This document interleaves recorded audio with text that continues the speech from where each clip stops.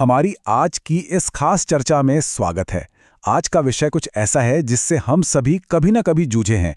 बड़े बड़े सपने देखने और टाल-मटोल करने की उस खतरनाक आदत के बीच की जंग। इसे समझने के लिए हम दीपक नाम के एक युवा किसान की बहुत ही दिलचस्प कहानी पर बात करेंगे। ये सिर्फ किसी गांव की कहानी नहीं है, बल्कि इंसानी फितरत का एक बेहतरीन उदाहरण है। तो चलिए बिना किसी देरी के शुरू करते हैं। सबसे पहले एक बहुत ही गहरा सवाल उठता है, आखिर क्यों हमारे बड़े-बड़े और खूबसूरत सपने अक्सर बंजर हकीकत में बदल जाते हैं? ये सवाल हमारी आज की इस पूरी चर्चा का आधार है। इंसानी फितरत ही कुछ ऐसी है ना? सफलता की कल्पना करना, बड़े-बड़े ख्यालों में खोए रहना बहुत अच्छा लगता है, लेकिन जब उस सफलता को पाने के लिए कड़ी मेहनत करने की बारी आती है, तो अक्सर उससे जी छुड़ाया जाता है। तो चलिए पहले भाग की तरफ बढ़ते हैं, कल का जाल। हरे भरे खेतों वाले एक बेहद खूबसूरत गांव में दीपक नाम का 25 साल का एक नौजवान रहता था। वो बहुत मजबूत और स्वस्थ था। उसका सपना था गांव का सबसे अमीर किसान बनने का, जिससे सब सलाह लेने आए। लेकिन उसकी शारीरिक ताकत और उसकी असल आदतों में जमीन आसमान का फर्क था। जब गांव के बाकी किसान कड़ी धूप में खेतों में पसीना बहा रहे होते, तब दीपक आराम से बिस्तर पर देर तक सोता रहता। कुएं से पानी लाने या कोई भी मेहनत का काम करने के बजाय वो बस छांव में बैठकर बड़ी बड़ी बातें बनाना पसंद करता था। और यहीं पर आती है उसकी सबसे बड़ी कमजोरी। एक शाम दीपक के बहुत ही समझदार और अनुभवी चाचा उससे मिलने आए। उन्होंने देखा कि दीपक की जमीन तो बहुत उपजाऊ है, लेकिन वो पूरी तरह से खाली और सूखी पड़ी है।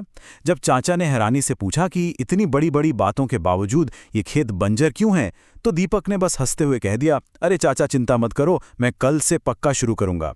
ये वो एक बहाना था जिसने उसके सारे सपनों को कैद करके रखा हुआ था। और यहीं से कहानी के दूसरे भाग की शुरुआत होती है, दो जादुई बीज। दीपक के मुंह से हमेशा कल की रट सुनकर चाचा ने तंग आकर उसे एक कड़ा सबक सिखाने की सोची। उन्होंने अपनी जेब से दो छोटे छोटे जादुई बीज निकाले। इन बीजों के नियम बहुत सख्त थे। पहला बीज था महत्वाकांक्षा, यानी एम्बिशन का। इसे हर दिन पानी और बहुत ज्यादा अनुशासन की जरूरत थी, ताकि ये एक विशाल पेड़ बन सके जो भरपूर फल, छाया और धन दे। और दूसरा बीज था आलस का। इसे किसी देखभाल की जरूरत नहीं थी। यह बिना किसी मेहनत के अपने आप उगकर पूरे खेत में जंगली घास की तरह फैल सकता था और सब कुछ तबाह कर सकता था। चाचा ने दीपक को वो बीज देते हुए एक बहुत ही सख्त चेतावनी दी। उन्होंने समझाया कि अब इस खेत का और खुद दीपक की जिंदगी का पूरा भविष्य सिर्फ और सिर्फ इस बात पर निर्भर करेगा कि हर दिन किस बीज को ध्यान और पानी मिलता है। अब बात करते हैं तीसरे हिस्से की, कुछ न करने की कीमत। दीपक ने सच में ये पक्का इरादा किया था कि वो महत्वाकांक्षा का बीज ही बोएगा, क्योंकि उसे सफलता जो चाहिए थी। लेकिन अगली सुबह उठते ही उसे थकान महसूस हुई और उसके मुंह से फिर वही पुराना शब्द निकला, कल। कुछ दिन और बीत गए। उसने उन बीजों को बिना ज्यादा सोचे समझे बस यूं ही मिट्टी में फेंक दिया। और देखते ही देखते कई हफ्ते गुजर गए। बीजों की देखभाल करने की बजाय समय बस सोने और इधर उधर की गपशप करने में ही बर्बाद होता रहा।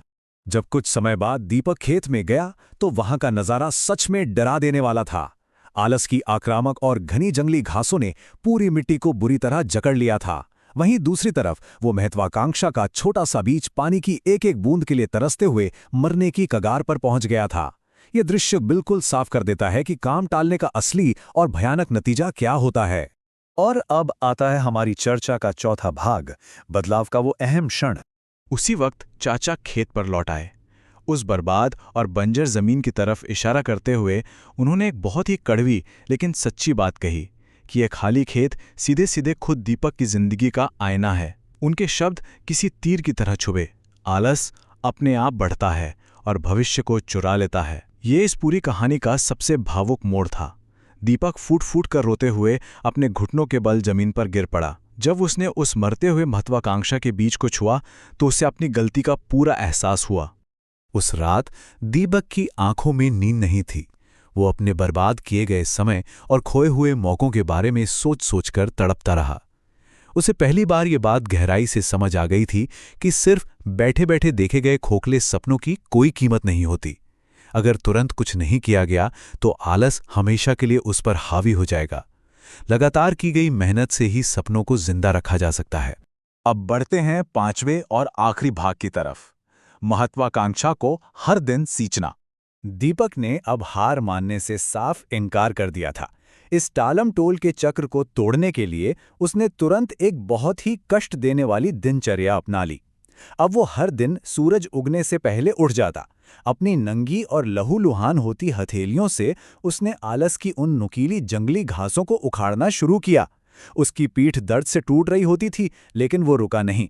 वो सिर्फ खेत की घास ही नहीं, बल्कि अपने दिमाग के भीतर जमे आलस को भी जड़ से उखाड़ रहा था।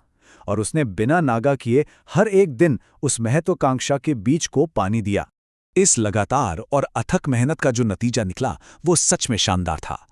वो छोटा सा महत्वाकांक्षा का बीज एक मजबूत पौधे में बदला और फिर एक विशाल, लहलहाते पेड़ में तब्दील हो गया।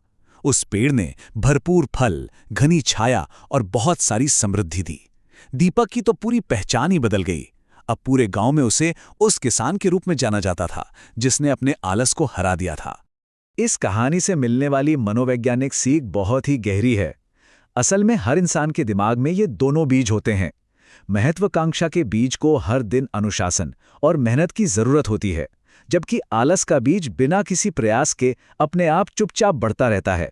अगर हमेशा सिर्फ कल का इंतजार किया गया, तो ये तय मानिए कि आलस की जंगली घासें बिना कोई शोर किए बड़े से बड़े सपनों को हमेशा के लिए खत्म कर देंगी। और इसी के साथ हम इस विश्लेषण के अंत पर आते हैं, एक ऐसे सवाल के साथ जो हम सभी को अपने मन में जरूर रखना चाहिए। आज किस बीज को पानी दिया जा रहा है? टालमटोल की असल कीमत बहुत भारी होती है, इसलिए आज और अभी काम शुरू करना बेहद जरूरी है। इस पूरी चर्चा में साथ जुड़ने के लिए बहुत बहुत धन्यवाद।